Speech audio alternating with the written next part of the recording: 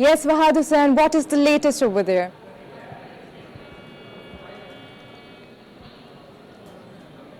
Hello, Mr. Fahad. Yes, yes, now I can hear you. Thank you very much for that introduction. We are here in Islamabad where the talks are now, hopefully at some point in the next couple of hours. We're not sure exactly what time they're going to start.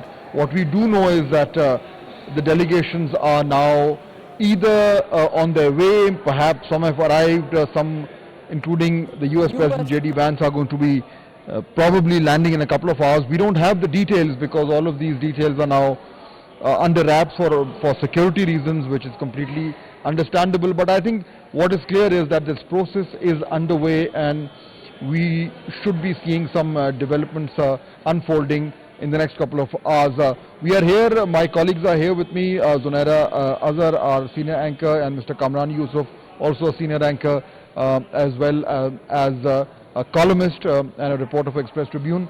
Kamran, Zunaira and I have been speaking since the morning about how things are shaping up and how this is such a wonderful moment for Pakistan, for our diplomacy, for overall our image, for our place in the world, and of course the fact that we've been able to reach where we are today through some very deft maneuvers. You've been covering it also. And at some point, we were talking about that night when it seemed that the ceasefire is not going to come about. And then suddenly it happened. So only 24 or 48 hours ago, nobody could have imagined that we would be sitting here and preparing for the US Vice President to come to Islamabad. Indeed, I think this is really unreal, and it is not sheer luck. It's a process. You talk about a deft diplomacy. Yeah. Many people feel that it's just by chance because Pakistan shares border with Iran, enjoys unique relationship with the United States at the moment, and also have a deep, long-standing relationship with the Gulf countries. But despite those advantages that Pakistan has, of course that our leadership really played a huge part.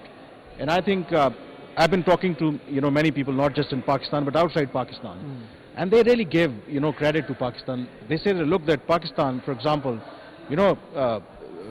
US is still the superpower, and President Trump has relationship with all the world leaders, and any leader can really pick up the phone and say, okay, I can help you out. Any European leader, any other Gulf leader, but nobody really come up, and Pakistan really took the risk.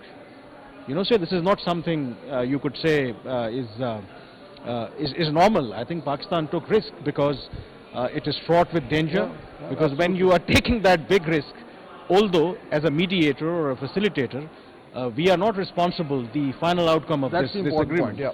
Yet people do have expectations, because when you are part of the process, then there are chances that some of the negative fallout that you may have to face. So I mean, hats off to the Pakistani decision makers, the civil and the military leadership, and how they played their cards. Yeah, and so far things are looking fine, I think. I mean, Zunaira, there are more. I think we're looking at like the tip of the iceberg. What we know is the tip, and what we don't know is still under the surface. It is going to come out. Of course, people like Kamran know much more, but they're not going to say it right now because they have to. Of course, we have to be careful and also responsible at times like these, because everybody agrees that we want this process to succeed. That's the bottom line. But I think that night, one day, I think the books are going to be written on that one night where everything seemed lost.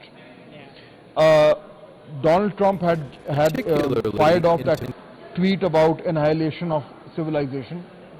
There were reports that bombers were in the air, and everything seemed like it was going to explode. And the clock was ticking. It was actually like a movie. The clock was ticking, the deadline was coming, and then suddenly, as in the movies when the hero comes and defuses the bomb, suddenly out of nowhere, you hear that there is progress, and then there is a proposal from Pakistan, and then Donald Trump responds positively, and in a few hours, the entire world changes. So we don't know how it happened, but I think we will at some point